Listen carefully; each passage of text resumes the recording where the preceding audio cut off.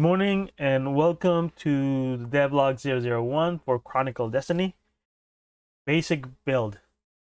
This is the base build for Chronicle Destiny.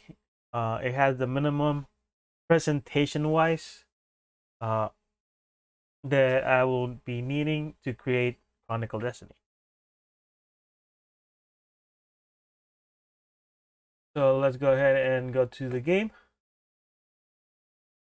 Presentation wise, I want the game to be isometric, be on that angle top down style. And as you can see, that's what it is. I'm able to move the character and in this isometric view. I also want the camera to rotate, not just be on this fixed view, but to rotate the camera as well. And I can do that. The game is actually full 3D, and it is basically drawing sprites wherever it needs to. Have a couple additional camera controls for testing purposes. They will not be on the final game. I'm able to change the inclination, and I can also zoom in a little bit just to show what's going on. Over here we have a basic cube. It is a basic 3D model using the vertex buffer to create this cube. Nothing too fancy. The fence itself, the fence that's going around, is basically a sprite that's just being drawn properly wherever it needs to be. The plant over here, it is a billboard. So no matter where, how I rotate the camera, the plant is always going to face the camera, basically a billboard. The beach ball over here is also a billboard, but there is something special about it. As you can see right now, the green side of the beach ball is facing away from the fence. And as I rotate the camera, the green side is still facing away from the fence. Unlike the plant, it's always the same face, facing wherever the camera is. The beach ball is able to select which frame it needs to draw in order so that it maintains some sense of directionality. Now there's a shimmer on the ball itself. That's just to show that it is animated. It is a 3-frame animation that is looping for each of the 8 directions. So it is able to choose the correct frame on the animation based on the direction. And basically that's it. There's nothing more over here. There's no lighting. There is no complex geometry. I don't even think I may be using the cubes that much. If anything, I can always use sprites to draw walls. But that's the bare minimum I need in presentation wise in order to create Chronicle Destiny. Let's go ahead and see some of the code.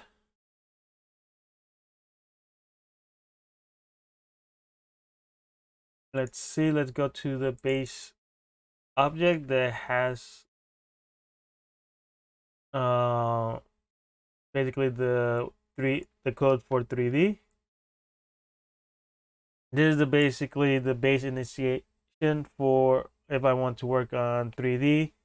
C test enable, C write enable, and C alpha enable, all set to true. Next, it is the vertex format, which is used to draw models. It is being used for the cube. Now, a lot of the code here is based on the tutorial from Dragonite Spam. He has a 3D tutorial, and yeah, if the code looks familiar, is because it comes from that tutorial. For example, the vertex format from his vertex buffer tutorial. Over here, I have a camera struct.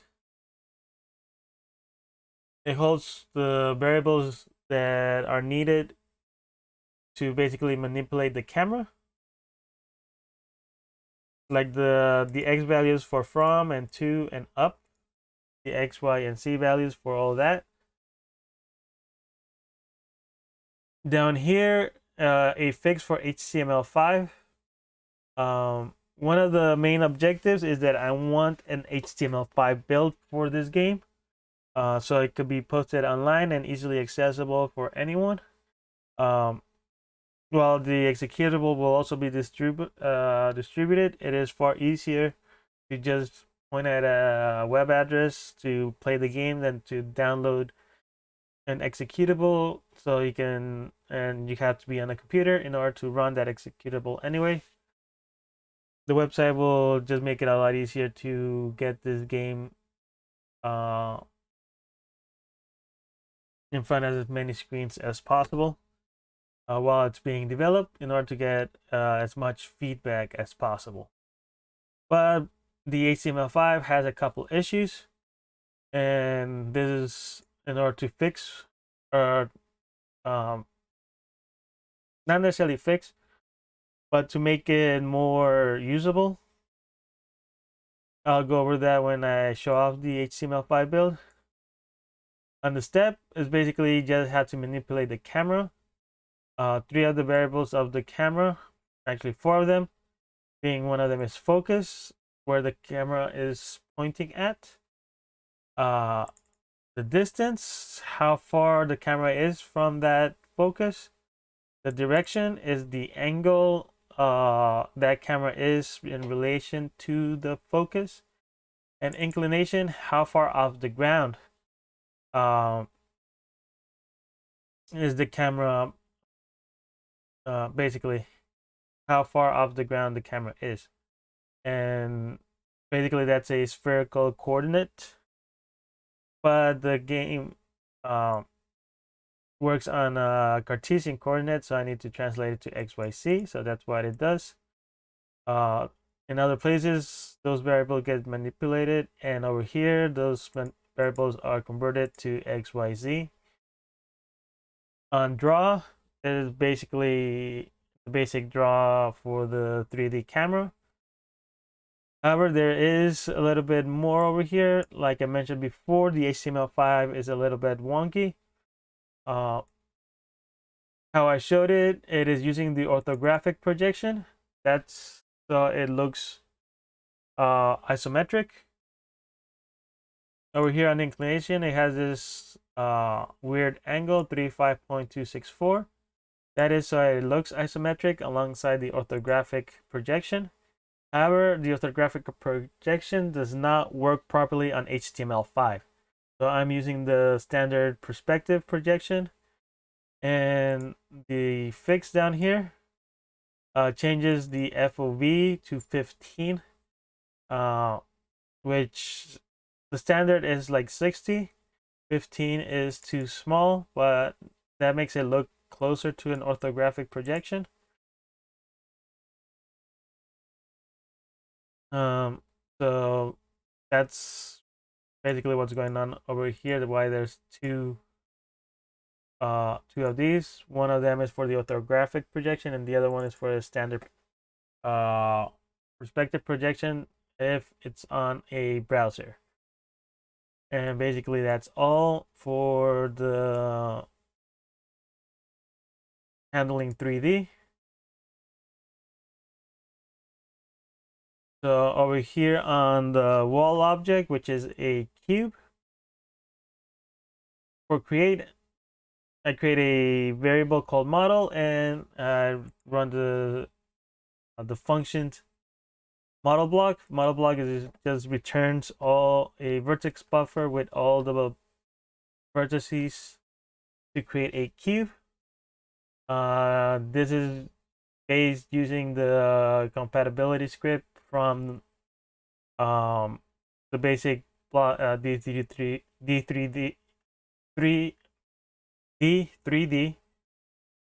block block model script from the original Game Maker Studio. Nothing fancy, right? It creates the buffer, it uses the game format that was defined earlier, and then at the end it returns that buffer. It gets stored over here, and then on draw it gets drawn using the SPR wall as the texture, and everything over here. It just creates a matrix for the proper precision, so it can be drawn in the proper place. Nothing too fancy. So next is going to be the fence. The fence is just a sprite, right? All it has is just draw sprite 3D, which takes in the image, the image index, the XYZ coordinates where you want it drawn, and the rotational coordinates for XYZ, how you want the sprite rotated. Now it is using image angle for the Y rotation. Earlier the fences were rotated 90 degrees from each other. That is using the image angle to rotate the sprites.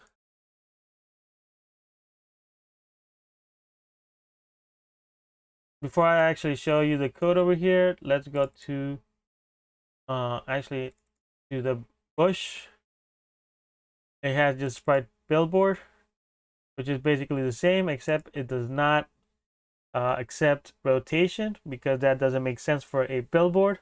A billboard will rotate on its own, so it faces the camera. But those two functions are very similar, right? It just sets up the matrix where it needs to be, it draws the sprite, and then it sets the matrix back to identity.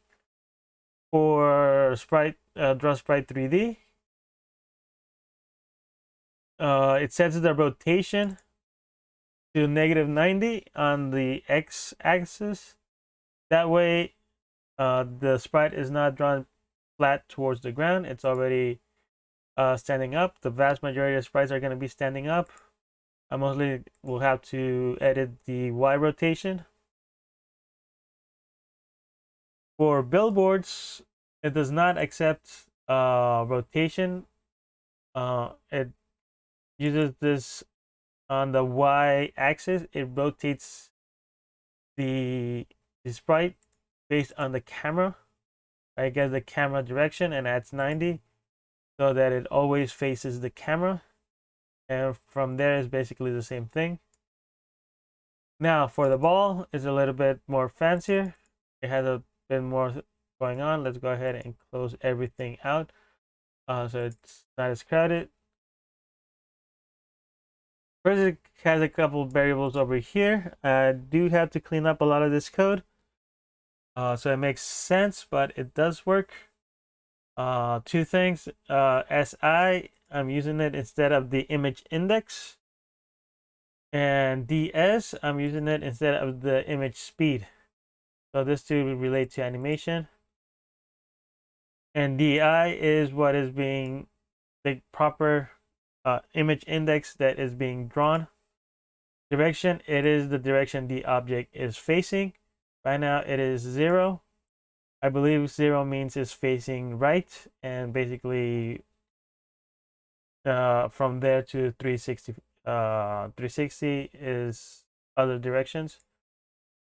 Over here it is how it calculates the correct image index to draw.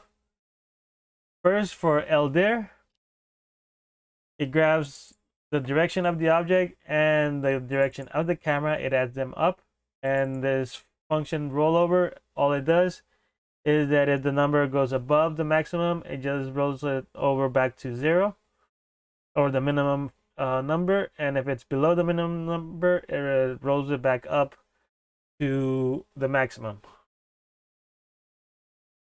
For len, it is the length of the animation, or basically the sprite itself, how many frames the sprite has.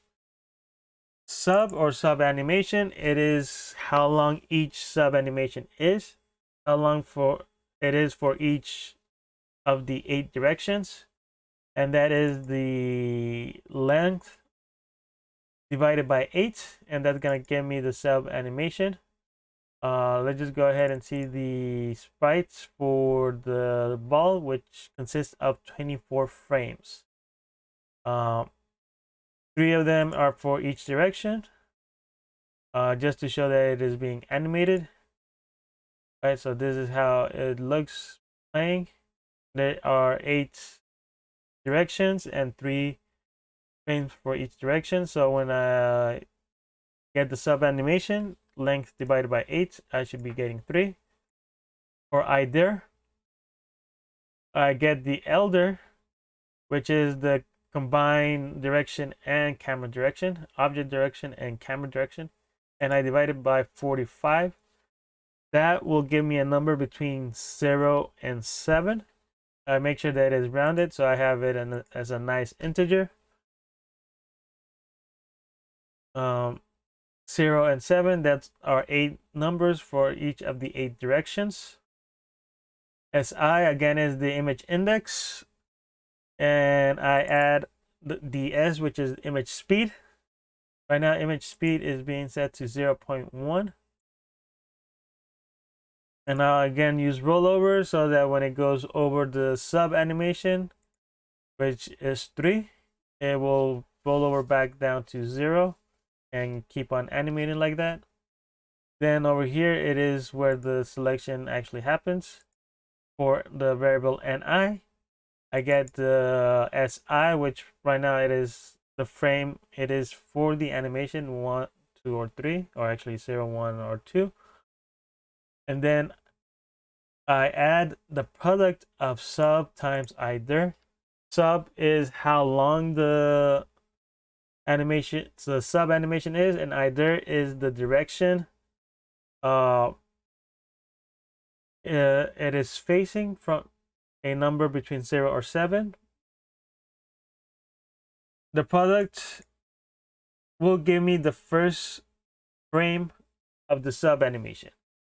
So from there, I just add the image index, which is between 0 and 2.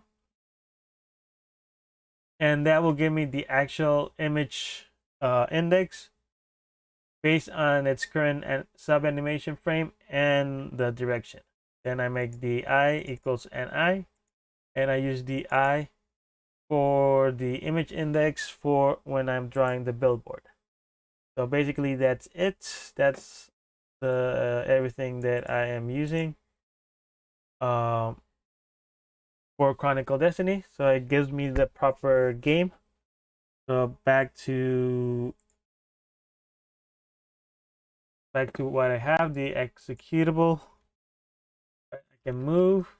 It has the fences are sprites being drawn. Then I can rotate however I want on 3D space.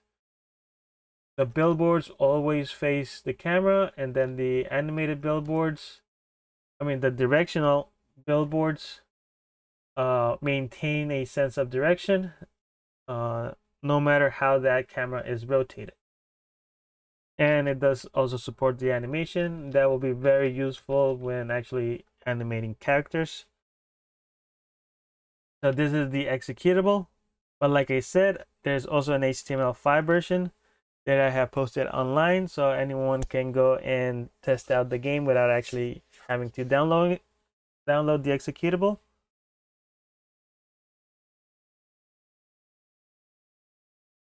And here it is. Now I did say it is a little bit wonky, but it basically does behave the same way. I have a character that I can move wherever I want. I can rotate the camera. However, this camera is not exactly orthographic. Like I mentioned, orthographic camera does not work properly. It is in fact the regular perspective, but I can some of the values have been modified so it looks closer to a orthographic projection. I have very same thing. I can the distance the camera is from the player, and I can change the inclination as well. Now, as you have seen right now, there's another wonkiness about it, that even though there are transparent pixels on this image, there's where the alpha equals 0, it still blocks whatever it's behind it, and I'm not too sure what's causing it. Right now, as you can see, the playable character is behind the ball sprite, and it is being properly rendered. But as I rotate it and the playable character sprite comes in front of the ball sprite, it obscures it even on the transparent pixels. But when the ball sprite is in front, it does show the sprite underneath where the transparent pixels are. So hopefully I can find a fix for those two situations. But it does not affect gameplay. Everything works fine and properly. So if I don't find anything, that's okay. This build, the most current build, will be posted at this address, bluestar03.com/alpha_. That's where the most recent one will be. I will be keeping a record of previous builds. For example, this one is 001, so you will be able to find 001, build 001 here as well. But like I said, the most current one is at alpha_. Now, there is also an alpha page, just plain alpha, and that takes you to the website, bluestar03.com, and this is basically the same thing but embedded on this page. However, there is an issue, more issues with the HTML5 build, that the embedded version, if the game is embedded, it will not respond to any input. So right now I am pressing the movement buttons, but it is absolutely staying wherever it is. It's not moving at all. Down here is the direct link. You can click on it and it will take you to the basically the build as Game Maker Studio 2 makes it. I just uploaded the zip file and expanded it over here. And over here on my website, basically I'll be posting a lot of information regarding here. Has a couple links to my Twitter, Instagram, YouTube, and DeviantArt, right? And over here, Dev Day is how many days I have spent developing this game. Right? I started on March 20th, 2021, and it's been 2 days basically. So I'm on the second day. I also am posting this game on HIO, and over here you can a link to go there. So over at HIO, basically the same thing. You can run the game, and it should work properly. Everything works as the other HTML5 build works, with all the wonkiness and all. However, there is one more issue with it. If I click somewhere else, I lose control, and there's no way for me to gain it back. But over here, I also have a download link to download the executable. It does ask you for a donation, but it's not needed. You can download it for free. It has a description, a short description. Chronicle Destiny will be an action-adventure game. It will feature real-time dialogue to tell short stories. It will launch with 4 stories set in a new fantasy world. As development progresses, play the latest build on your browser or download the game to your computer. It has the controls. WASD is for movement. Q and E will rotate the camera around the playable character. Home and End will alter the camera inclination. And insert and delete will change the camera distance. I also have the change log over here, basically what has happened, what I have accomplished, and I also have the bugs. I put those two, that the orthographic projection does not work properly on HTML5, and the alpha testing does not appear to work properly on HTML5 either. And basically that's it. You can download the executable if you want, but it is available online at the best build is on bluestar03.com/alpha_. And that's it. From now going forward, I will be cleaning a bit of the code, make it more readable, more usable, and we'll work towards actually making Chronicle Destiny. Now that the presentation is basically out of the way, I can actually start building the systems for Chronicle Destiny. Like I mentioned earlier,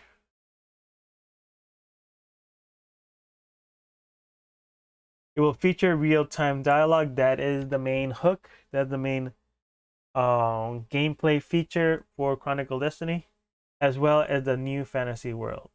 That with the presentation out of the way, I can focus on those two. And that's it. Thank you for your time.